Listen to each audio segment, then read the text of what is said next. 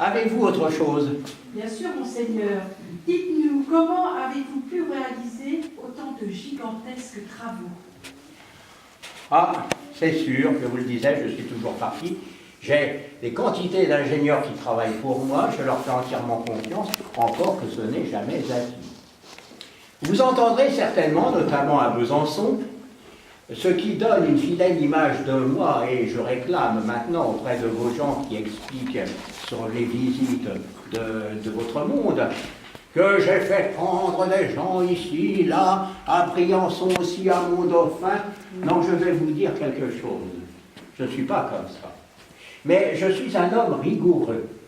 Dans mes calculs, dans mes devis, à la bouetée de terre près, je sais combien le terrassier doit être payé, je sais combien les ouvriers doivent être payés, les maîtres d'œuvre.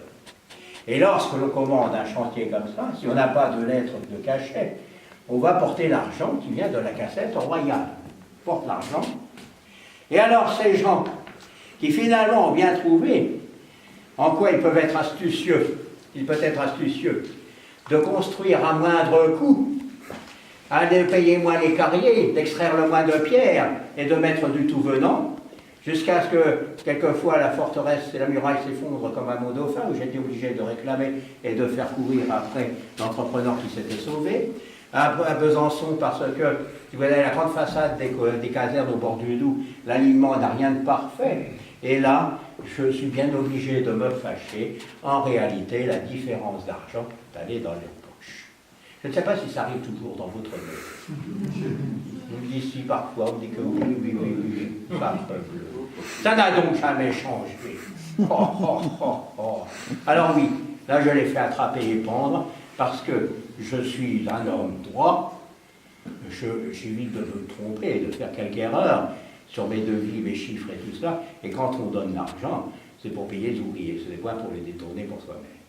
Sinon, moi alors, je ne peux plus aussi m'être enrichi sur la cassette royale et laisser vos citadelles à l'abandon, n'est-ce pas? Non, sacre bleu, ces mots existaient aussi de notre époque, vous avez donc cela. Quant à souvent, on m'interpelle lorsque je suis à De Brisac, j'arpente les rues, ou en d'autres pays, il y a encore ce tantôt également. On me dit, Monseigneur, vous êtes vraiment un génie après tout ce que vous avez fait.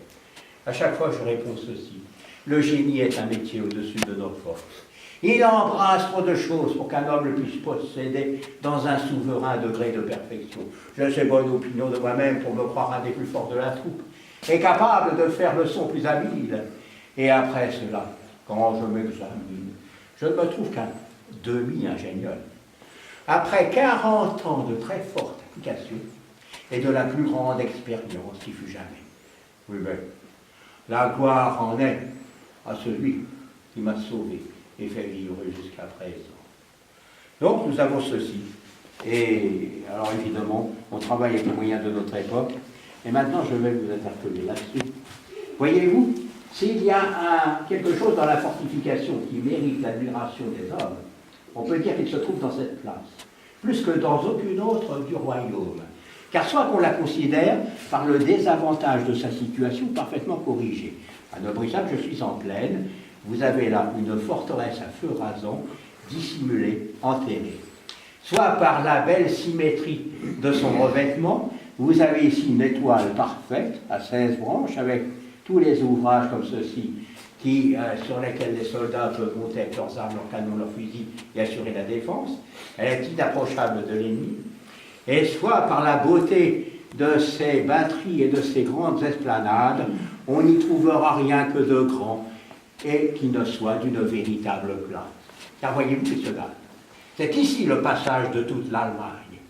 Et les Allemands, qui sont extrêmement curieux et ordinairement bons connaisseurs, sont gens à juger de la magnificence du roi et de la bonté de la place. La bonté en cela que, comme je le disais sur l'instant, elle saura tenir l'ennemi bien au dehors, bien loin, mais elle protégera parfaitement ses soldats et les habitants qui vivent en ville.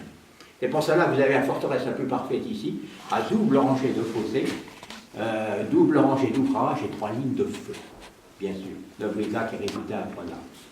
Tout du moins de mon époque, étant que l'armement n'évoluera guère.